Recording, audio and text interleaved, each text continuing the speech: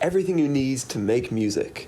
That's how Plugin Boutique describes their new Beatport Studio service, where you can basically pay €12 a month and get access to 10 plugins and a DAW. I think that in order for a music production subscription to be truly worthwhile and valuable, it has to have more content than you could ever hope to use. So if that sounds like a high bar to pass, I mean it probably is, but you wouldn't pay for Netflix if it had 12 TV shows on it, right? So when I started using Beatport Studio, this was kind of the value proposition I was looking for. How did it go? Let's see. So here is what you get. You basically have to choose 10 VST plugins from a pool of about 40 or 50 for the month, basically. You also get a choice between 2 DAWs. This is DAWs with a small d, because these are super locked down versions of the full experience. Finally then, you also get Loop Cloud sounds, and this is all supposed to be brought together by the Beatport Studio app. And this is technically true, but you'll see that there's a lot of weird workarounds that you have to do in order to install everything through the app. So I know I want to write some kind of Wild West style music, so I'm going to see what instruments sound like they would help me. A seasoned professional bassist, say no more. The selection of sampled instruments was pretty limited. There were quite a few synth plugins on offer, as well as quite a lot of effects plugins, but I found that many of them fulfilled pretty similar purposes.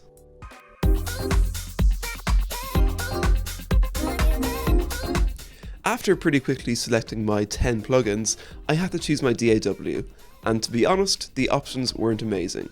To start with, you have Bitwig Studio 8-track, which is a super limited version of Bitwig that gives you, as the name suggests, a total maximum of 8 tracks to work with for your whole project. Which I gotta say, I feel like the decision to emphasize the biggest drawback of your software within the name itself is a very brave marketing strategy. I mean, I don't think I would be thrilled to buy the iPhone SE, it only has one camera edition. In the end, I decided to go for the other option, Cubase LE, which, while still limited to 8 VST tracks, still allows you to have many more audio tracks. This brings me to another annoyance I have with Beatport Studio. So many of the instruments, DAWs and Loop Cloud membership actually have their own DRM systems and installation process, and they are often very separate and distinct to the Beatport Studio app. For example, in order to start using Cubase LE as my DAW, I had to first sign in to the Beatport Studio app and claim my license for the DAW.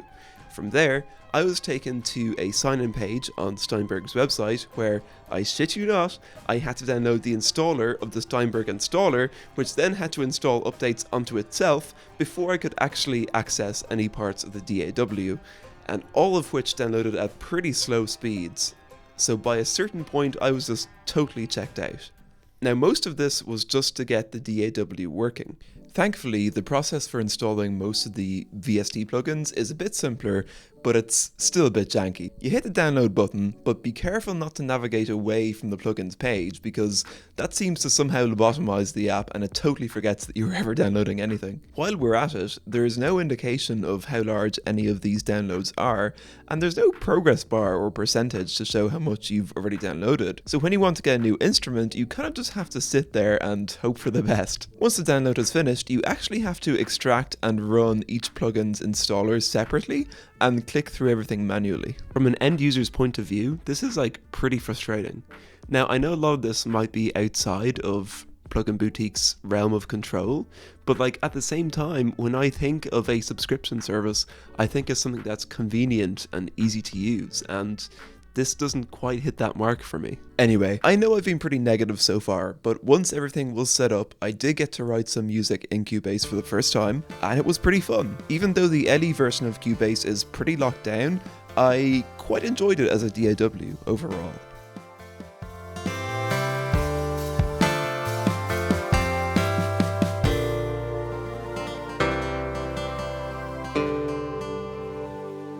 So the big question, is this, or indeed any music subscription, actually worth your money? So yes, you get VSTs, a DAW and Loop Cloud sounds, but the VSTs are pretty limited in number, and the DAWs are just worse versions of the full experience. So what should you do if you're trying to get into music production on a budget? Well, there's a mountain of free VSTs out there. Seriously, you can make really great music without needing to spend a cent on an instrument. But if you do want to upgrade to something more expensive, there are still better options than doing it with a subscription. A bunch of companies like Splice and even Plugin Boutique themselves offer plugins on a rent-to-own basis. This is similar to the subscription model, except you actually get to keep the piece of software after a certain amount of months of you paying for it. For DAWs, there are also plenty of great free options out there, and plenty of other people on YouTube have already made videos about them. But again, if you really want something that's paid for, you can get it on rent to own or just buy it outright. I mean, I've been using Reaper for the last 8 years and I only paid €60 for it once. That was it. In terms of loops and samples, services like LoopCloud and Splice are genuinely actually pretty good because you actually get to keep the sounds in most cases after you've finished paying for the subscription. So they can be pretty worthwhile. But again, if you don't want to spend the money for another subscription, God knows we all have too many, there are plenty of companies that give out free sample packs in exchange for your email so they can send you marketing emails, which I think, as Faustian bargains go, is pretty good. So when it comes to Beatport Studio, even though there is quite a bit of value to be had, I think save your money and put it somewhere else. And I really don't think you need to take out a monthly subscription to make good music. You just don't. God, subscriptions make me angry. I'm sorry, I'm biased.